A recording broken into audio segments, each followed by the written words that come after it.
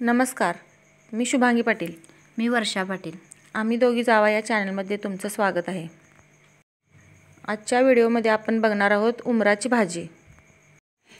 ताई, मी असं ऐकलेलं आहे की जेथे हुंबराचे झाड आहे तेथे दत्तगुरूंचा सहवास आहे आणि औषधोपचारांसाठी हुंबराच्या झाडाचे खूप महत्त्व आहे. होय वर्षा, हे मी पण ऐकलंय. उमराच्या झाडाचा प्रत्येक अवयव हा उपयोगी येतो औषधांच्यासाठी. मग त्याची पाने असतील, फळे किंवा फुले पण असतात उमराला, पण ते आपल्याला दिसत नाहीत, ती आतमध्ये असतात. ती फुले वाळवून त्याची पावडर केली जाते आणि ती पावडर आपल्या पित्तासाठी वापरतात.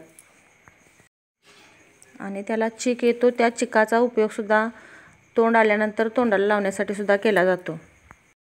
चला तर मग याच उमराची आता आपण भाजी बनवूया. मी इथे झाडाची फ्रेश अशी उमरे तोडून आणलेले आहेत, ताजी आहेत आणि ती स्वच्छ करून उकडून घ्यायची आहेत. कुकरला 1 शिट्टी करून घ्यायची आहे.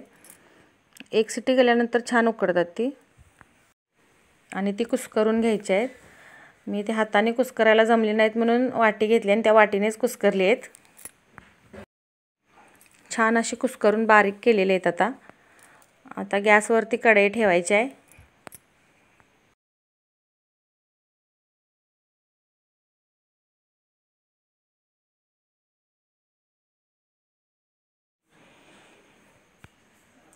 आता कढईमध्ये तेल टाकायचं आहे.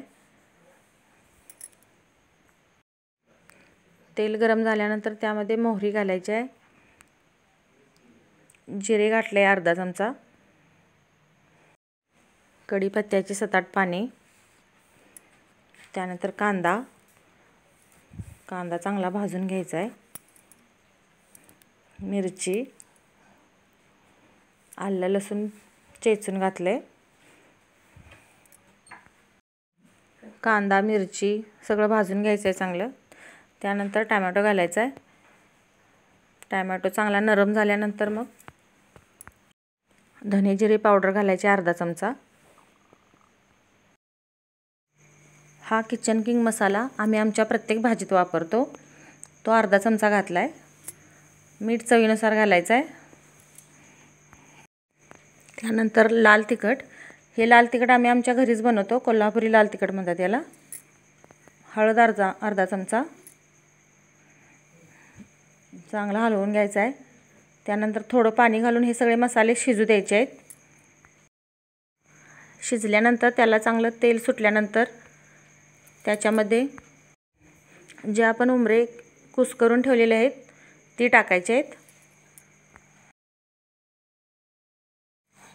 आता त्यात टाकायचे आहेत कुस्करलेली उमरे. आता ही कुस्करलेली उमरे चांगले हलवून घ्यायचे आहेत. सगळ्या मसाल्यामध्ये एकजीव करून 5 मिनटं चांगले हलवून घ्यायचे आहे. थोडासा पाण्याचा शितोडा मारून त्याच्यावर झाकण ठेवायचं आहे. झाकण ठेवून 5 मिनटं एक वाफ काढायची आहे. झाली तयार आपली उमराची भाजी.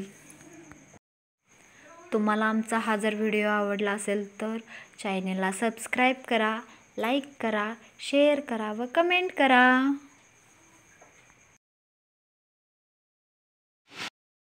धन्यवाद.